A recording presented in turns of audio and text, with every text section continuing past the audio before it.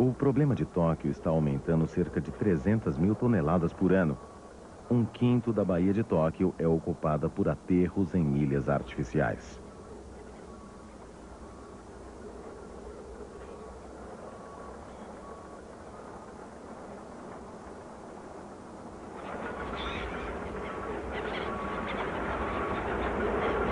Enquanto as gaivotas proliferam graças às sobras humanas, a maioria das outras aves tem menor capacidade de adaptação.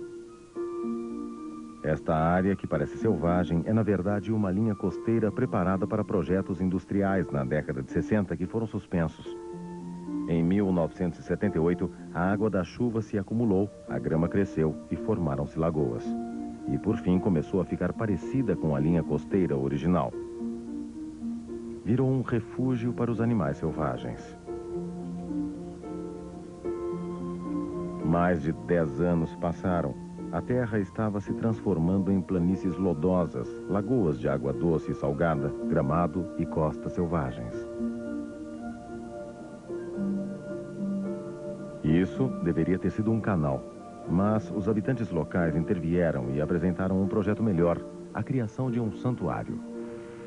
Muitos projetos de desenvolvimento foram interrompidos e uma parte da terra foi mais uma vez recuperada em favor da vida selvagem. O termo recuperação investiu-se então de sentido real.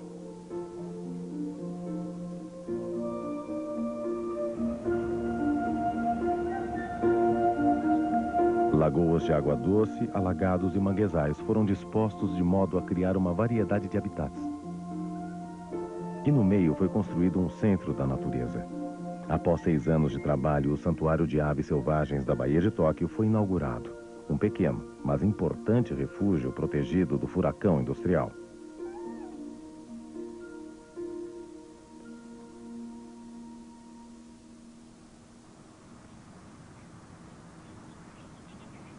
Essa é a principal lagoa de água doce, com grande variedade de ambientes aquáticos criados pelas diferenças na profundidade da água.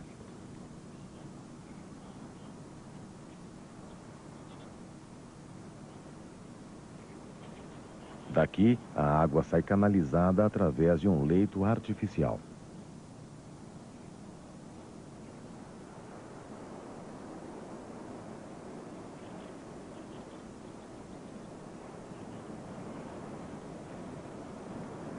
A água doce chega a uma lagoa de água salgada. Nutrientes transportados pela água doce aumentam o crescimento de pequenos fitoplânctons, que são a base de uma cadeia alimentar vital. Pequenas criaturas como caranguejos e mexilhões alimentam-se desses fitoplânctons. Assim é criada uma das principais cadeias alimentares da natureza, para benefício dos patos e aves costeiras.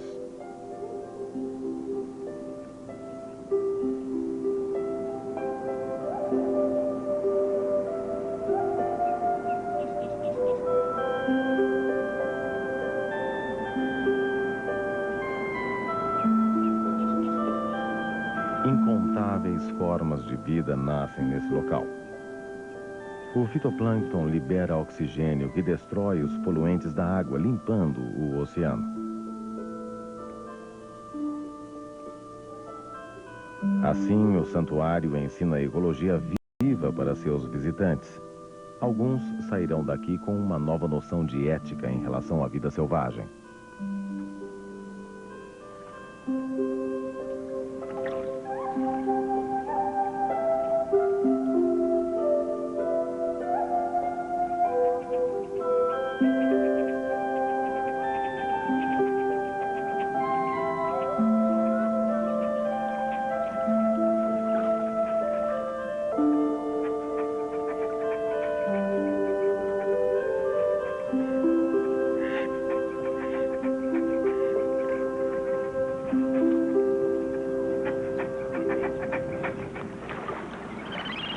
Mais de 200 espécies de aves foram registradas no santuário desde sua abertura.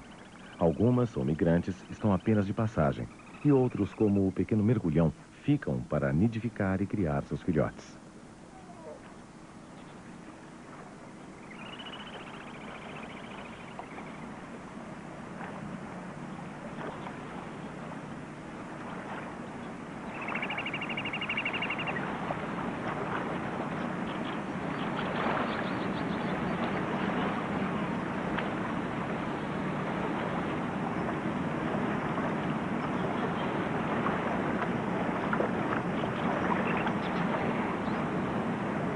Essa vitória pela preservação do meio ambiente encerra uma lição.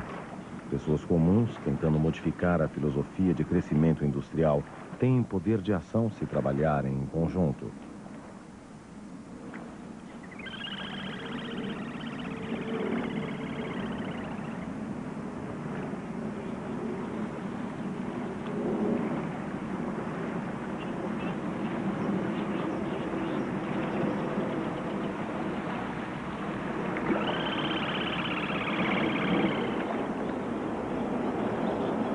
Para as andorinhas, que passam grande parte do ano migrando de um lado para o outro, qualquer alteração no lugar onde nidificam afeta profundamente a reprodução. Elas não têm muito tempo para buscar novos sítios quando não encontram os habituais. Essas andorinhas estão atarefadas fazendo a corte. Os machos oferecem peixe às fêmeas para impressioná-las como bons provedores.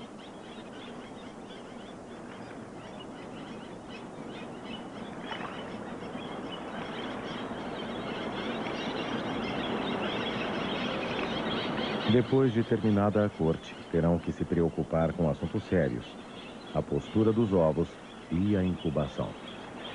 E os filhotes têm que ser criados a tempo de acompanhar a migração de 5.000 quilômetros de volta às terras invernais. É um espaço de tempo curto e um grande atraso pode inviabilizar os ninhos e, consequentemente, filhotes. A tarambola é outra ave que faz o ninho na praia, tendo algumas necessidades específicas. A principal é uma praia tranquila, num local seguro. Com a explosão demográfica, isso é cada vez mais difícil de encontrar.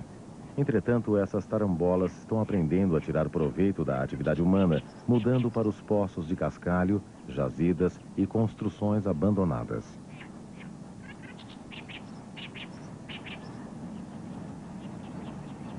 Estas duas estão se preparando para trocar de lugar. O novo turno chegou para assumir a incubação.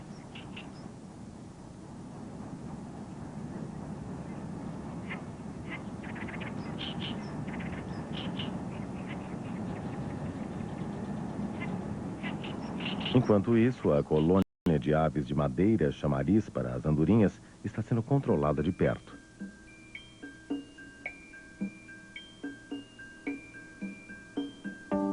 Até o momento, nenhuma andorinha selvagem se manifestou e os chamarizes esperam, talvez por outra temporada.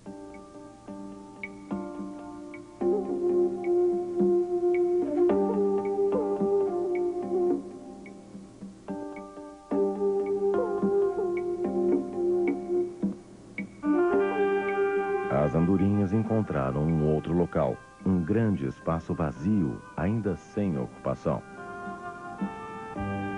Provavelmente serão construídos depósitos e fábricas e as andorinhas terão que mudar novamente. Mas, por enquanto, a área atende às suas necessidades. A prioridade delas é fazer ninhos formando uma colônia. Centenas de pares de olhos estão sempre alertas para o perigo.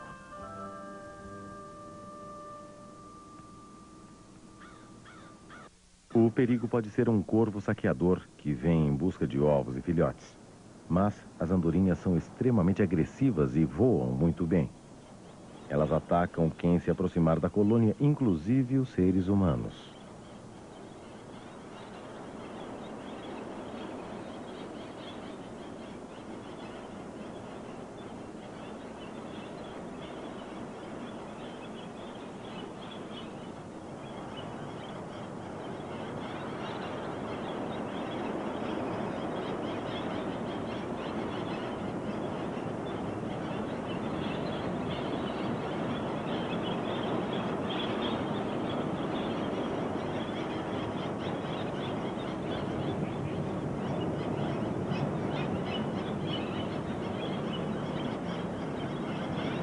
O corvo foi vítima do sistema de defesa conjunta das andorinhas. Mesmo quando algumas estão longe do ninho, outras ficam a postos, guardando toda a colônia. Mas o futuro não é promissor. Uma cidade inteiramente nova está sendo planejada para o centro da Bahia.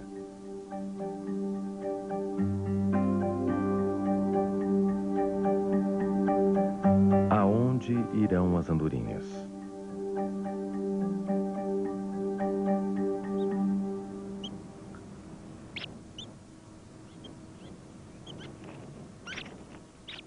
Haverá lugar para a vida selvagem na nova cidade? Ou terão que ir embora para encontrar novos sítios de nidificação? Suas praias costeiras tradicionais estão desaparecendo rapidamente. Esse terreno baldio também desaparecerá no próximo ano. Em todo o mundo existem espécies de aves encontrando dificuldades e migrações inteiras estão ameaçadas. As razões disso estão à nossa volta: o desenvolvimento urbano em larga escala. Mas aves migratórias também precisam de locais seguros para descansar e se alimentar. E isso é cada vez mais raro. Para algumas espécies, o tempo é muito curto. Só o esforço de pessoas interessadas pode mudar esse quadro. Já é um bom começo sentir amor pela natureza.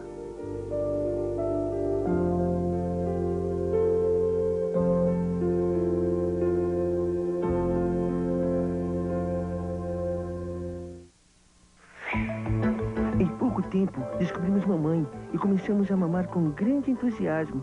Dá licença. Vamos, acha um lugar para você. Há espaço para todos. Que confusão, hein? A partir desta segunda, você vai ficar sabendo como os bichinhos crescem. Da hora do nascimento até a vida adulta, a descoberta de um mundo cheio de novidades. Filhotes. A partir desta segunda, 3h15 da tarde.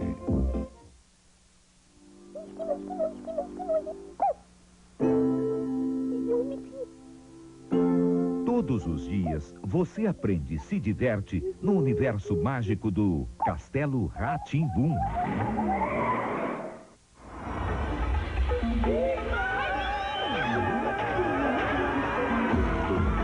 Um cientista louco e bem-humorado e suas incríveis experiências.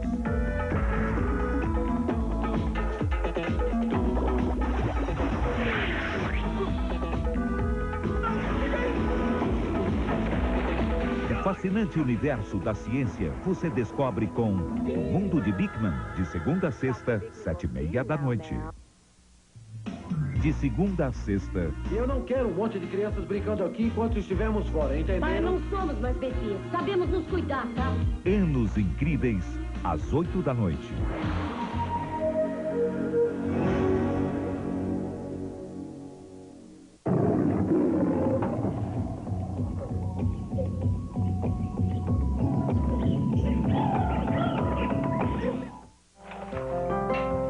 Este é um animalzinho provocador que não pode ser levado a sério.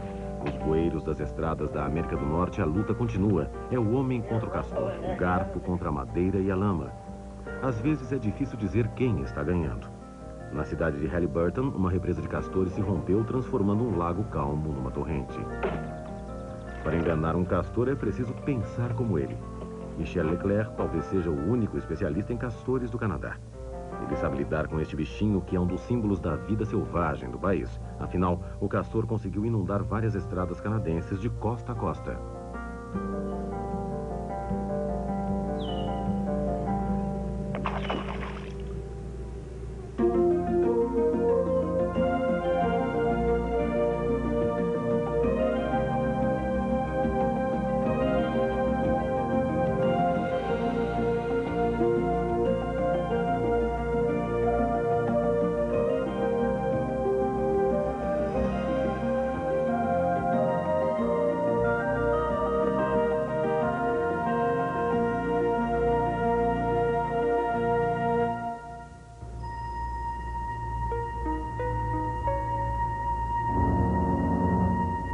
O fogo e a água são duas grandes forças da natureza. Uma queimada de verão no norte de Ontário pode parecer destrutiva e assustadora, mas para os mamíferos e pássaros, o fogo é um meio essencial de renovação. É uma maneira da natureza dizer: está na hora de mudar. Eu preciso dos nutrientes destas árvores para o solo, que irá alimentar novas gerações de animais e plantas. Um dos animais que tem seu ciclo de vida ligado ao fogo é o castor.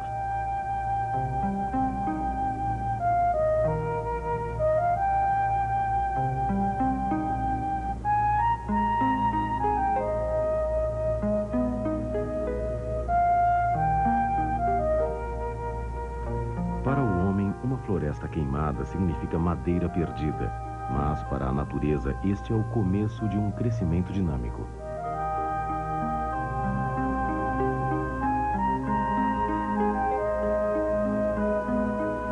Há uma beleza natural nas primeiras plantas que brotam na floresta enegrecida.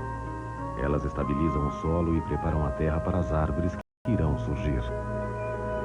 Para o castor, é o começo do paraíso. Perto do lago estão os álamos, rápidos e vigorosos em seu crescimento. Uma combinação perfeita de alimento e habitat para as gerações que virão. São as dádivas do fogo.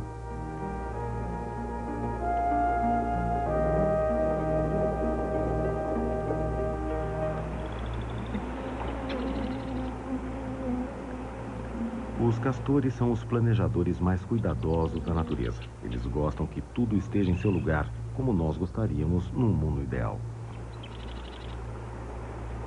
O que um castor quer é um lugar seguro para viver, que tenha alimento por perto, águas profundas nas vizinhanças e um bom relacionamento familiar. Isto é fácil de se entender. O castor é um dos poucos animais da terra que consegue controlar seu meio ambiente.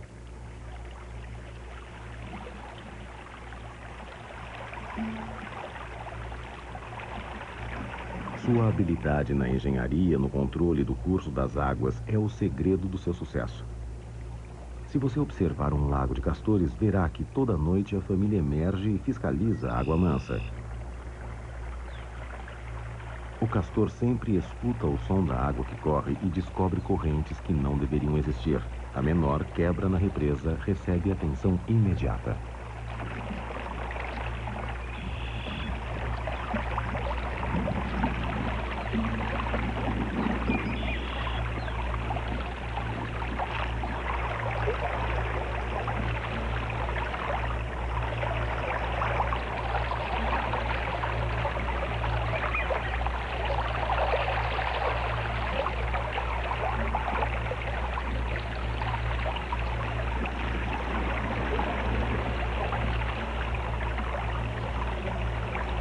Aqui, no Riding Mountain National Park, no centro de Manitoba, as condições são ideais para o castor.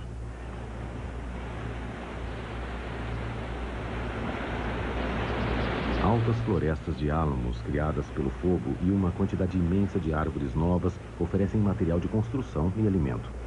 Existe uma rede de rios e lagos espalhada pela floresta. Em toda parte, a água em movimento pode ser represada para que a casa do castor possa ter uma entrada subaquática segura e profunda.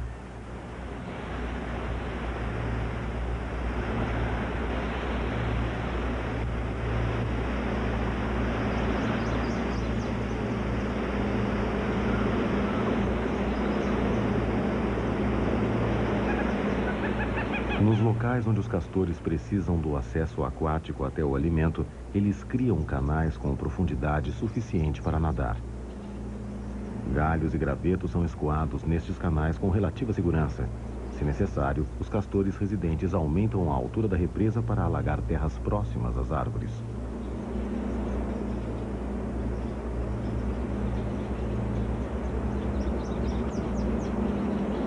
Veja o planejamento minucioso e a forma como este animal consegue manipular seu habitat. Isto é parte de um plano mais amplo da natureza. Seguindo os canais de água que se afastam do lago, você vê uma cena parecida com esta. Aqui, os castores derrubaram álamos e tiraram os galhos superiores a fim de armazenar comida para o inverno. A casca macia e suculenta é sua fonte de alimento durante a maior parte do ano.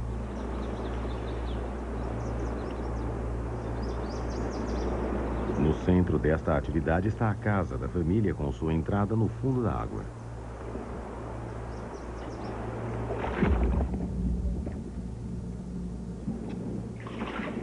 Uma família típica é composta de 2 adultos, um par nascido no verão passado e os bebês que nasceram neste ano. É muito aconchegante aqui dentro. Eles dormem em saliências secas que são arrumadas com lascas de madeira e cascas. Passam horas penteando, lubrificando e impermeabilizando seu pelo.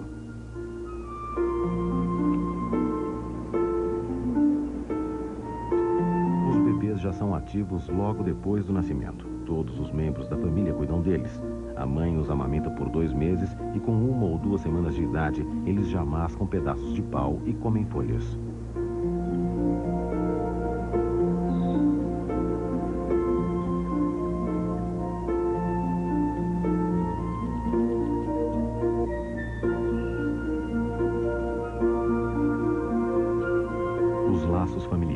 estreitos e o território é defendido bravamente contra os intrusos. Tudo está em ordem.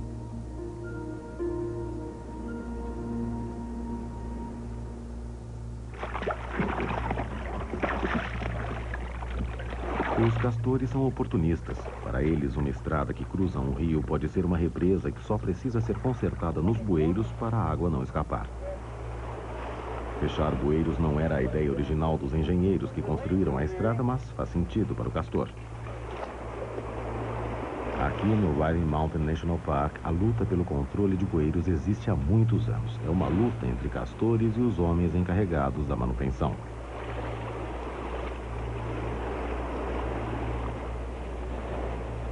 Sua vitória é temporária e eles sabem disso. Os castores já perceberam a queda dos níveis de água. Em alguns desses lagos, os castores aprenderam que o barulho dos caminhões indo embora é um sinal para começar o trabalho.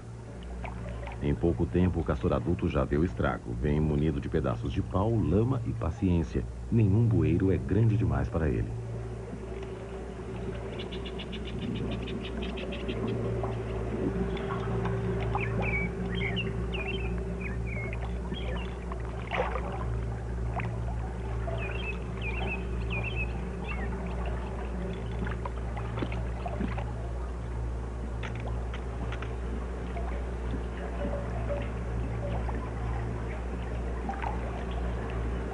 Alguns biólogos insistem que é instinto, mas é difícil ver um castor consertando vazamentos na represa sem ficar impressionado. Ele parece ser um animal que pensa, que planeja. Usando apenas os dentes e as patas dianteiras como instrumentos, ele constrói uma represa que barra uma corrente de água por muitos anos.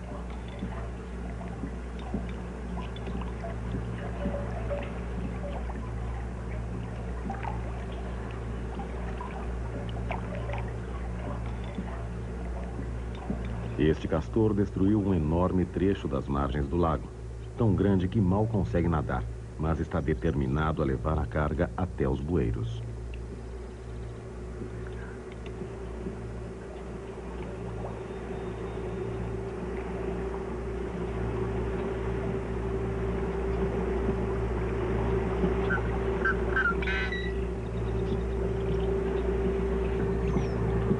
Repare nesse pedaço de pau. O castor quer tirá-lo do lugar porque toda vez que chega com uma carga nova, esbarra nele.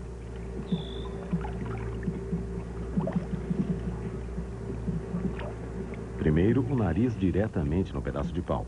Ele precisa fazer alguma coisa.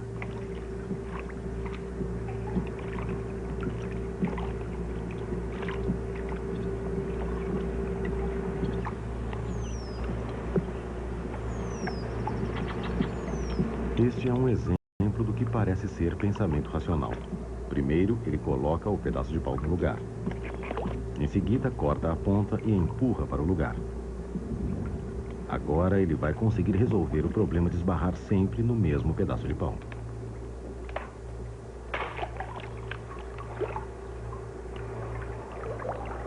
Duas horas depois da partida dos homens da manutenção, o bueiro já está parcialmente coberto. Pouca água está vazando. Uma questão interessante. Se tocarmos o som da água corrente para um castor, seria ele estimulado a fechar um vazamento que não existe? Observe. O gravador está produzindo sons de água vazando no lago.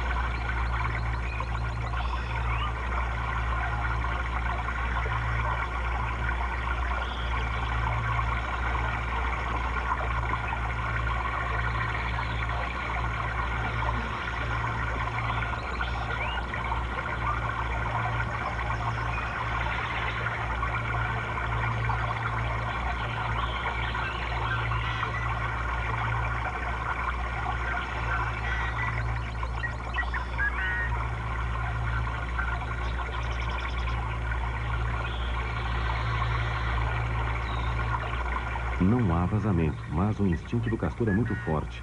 É preciso fazer algo com esse ruído. Lá vem ele com seu primeiro monte de lama em direção ao alto-falante.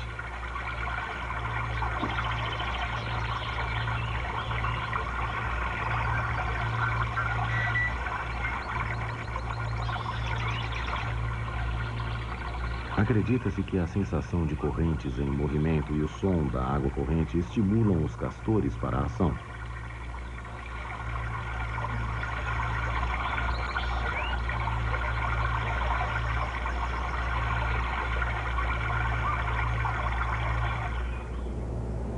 Estes são os morros de Gatineau, ao norte de Ottawa, na província de Quebec. Uma parte desses morros é selvagem e acidentada.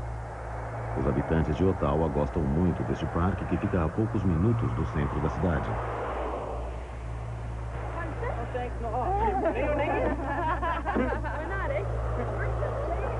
Os morros de Gatineau também têm alguns dos melhores habitats para os castores. Aqui eles ficam protegidos das armadilhas e dos caçadores. Tem também uma variedade imensa de bueiros. O alagamento das estradas provocado pelos castores é uma grande dor de cabeça para os dirigentes do parque.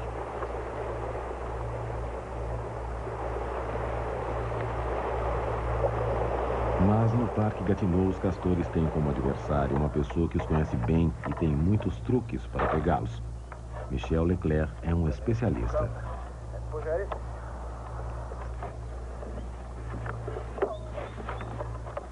A estratégia de Michel é usar o mesmo jogo deles. Ele vai deixá-los construir as represas, mas antes irá garantir que essas represas tenham vazamento. E os castores não poderão fazer nada. Primeiro ele coloca uma gaiola de 3 lados nas águas profundas acima da represa.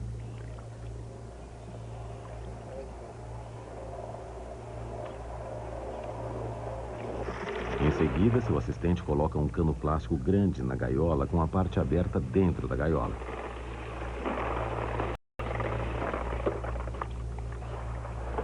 O outro lado do cano atravessa a represa.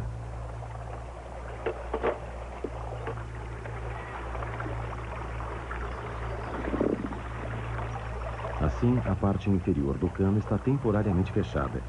Os castores não vão escutar a água vazando quando consertarem suas represas. Michel quer que eles façam seu trabalho. E quando isso acontecer, o cano estará colocado na represa deles.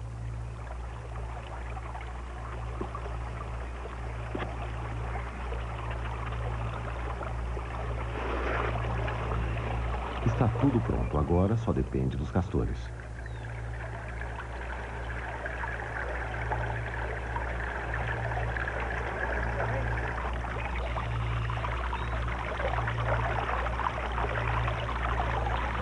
Primeiro, o castor examina o estranho mecanismo dos fios que aparecem no lago. Dentro dele está a entrada para o tubo de plástico.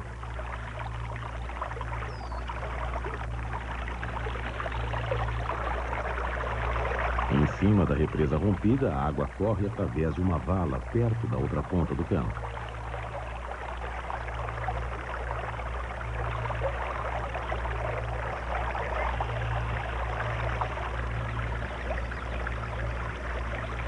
A primeira coisa a ser feita é tapar o buraco da represa ao lado do tubo. É aí que Michel tapeia os castores. Os castores vão arrumar a represa, deixando o tubo no lugar. Sem ter acesso à entrada, eles terão níveis de água mais baixos e um vazamento permanente no meio de sua represa.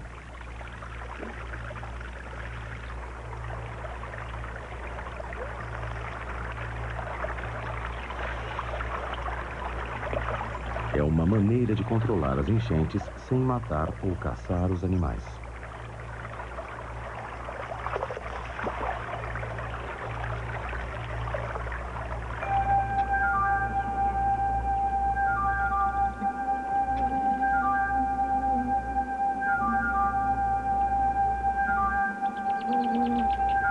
Em setembro, a represa está coberta pela vegetação. O cano está bem colocado e controla os níveis da água perto da rua.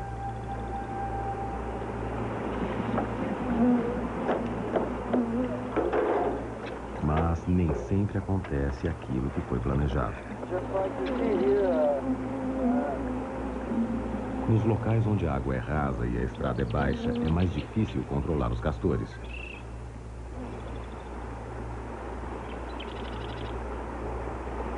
Neste caso, os castores construíram uma represa baixa em volta da gaiola que protege a entrada do tubo e isolada do lago.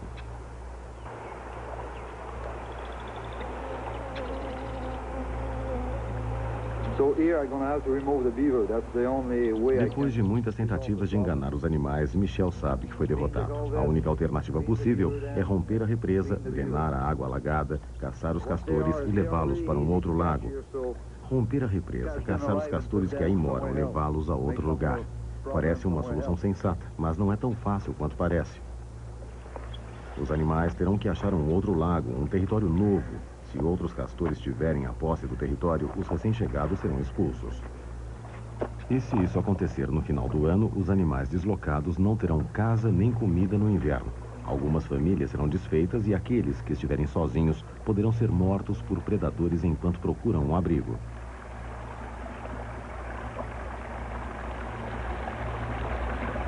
A longo prazo, os planos da natureza para o trabalho do castor envolvem pássaros, mamíferos, crustáceos, peixes, insetos, répteis, enfim, qualquer criatura que se beneficiar da mudança ecológica criada pelo represamento de um rio.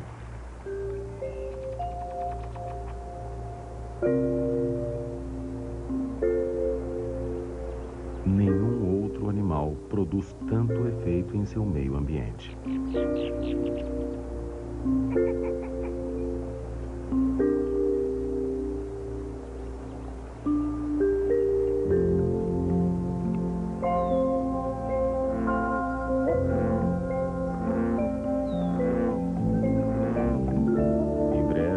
Está cheio de vida.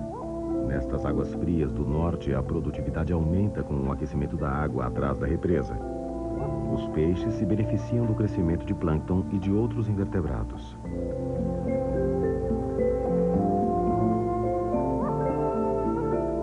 Um estudo científico de 4 diferentes lagos de castores identificou 92 espécies de pássaros que usaram os lagos durante um ano.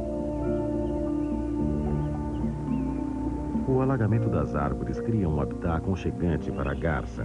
As aves aquáticas encontram abrigo e alimento na privacidade do lago.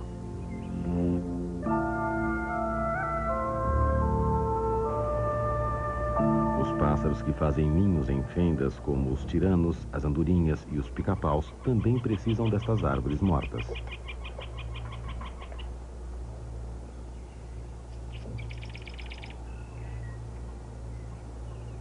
Esta fantástica profusão de vida se reúne aqui, no Lago do Castor, porque ele tem a habilidade de interferir em seu habitat. Ao criar um lugar seguro para si, o castor oferece alimentação e abrigo a diversos animais.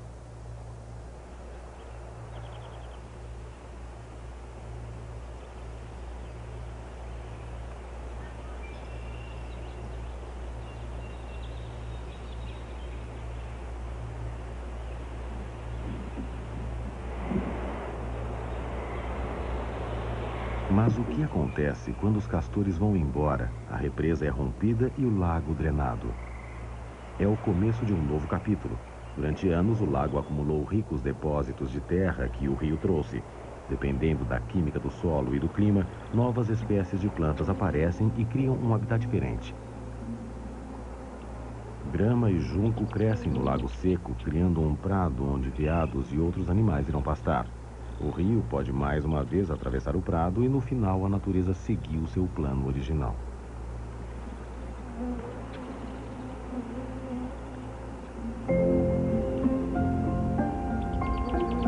Setembro no Lago dos Castores.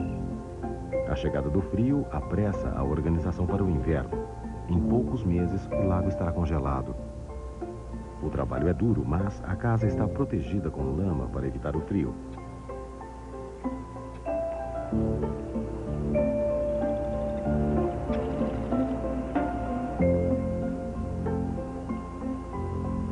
Os castores inspecionam cuidadosamente o telhado.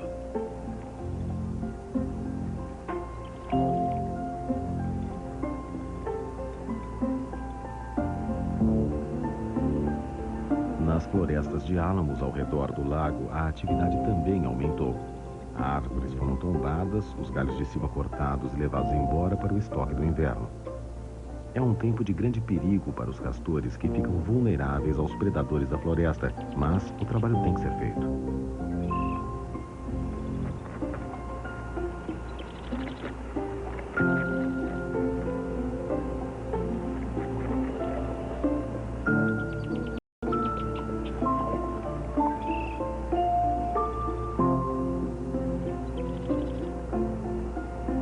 Os castores não hibernam, mas seu lago vai congelar, e isto pode isolá-los do acesso ao alimento da terra durante o inverno. Para evitar isto, eles armazenam alimentos embaixo da água, perto da casa. Certificam-se de que a represa esteja firme para que as águas permaneçam profundas e eles possam nadar embaixo do gelo.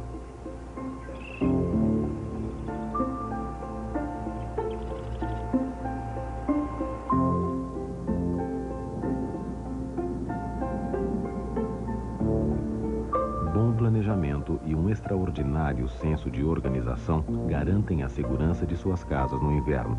Eles estão dentro da casa, aquecidos e secos.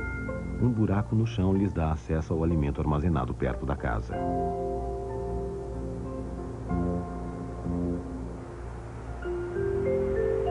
E assim o inverno passa. Quando o sol começa a aquecer a terra novamente e o gelo dos rios e lagos começa a quebrar, os castores esfomeados já estão ativos na água. Esta é uma tarde de abril antes do pôr do sol em Gatineau Park.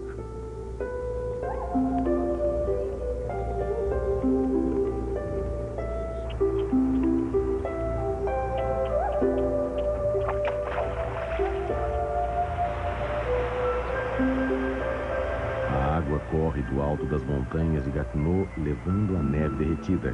É tempo de uma beleza cristalina que brilha com a promessa da primavera. Castores são um símbolo deste país do norte. Mas os animais não estão satisfeitos neste lugar. A seu modo, eles conseguiram reconquistar antigos territórios perdidos para o homem, recuperando rios e lagos e atacando bueiros de rua por todo o país. Até onde eles irão? Bem, quase 3 milhões de pessoas vivem na cidade de Toronto e preparem-se, os castores estão chegando.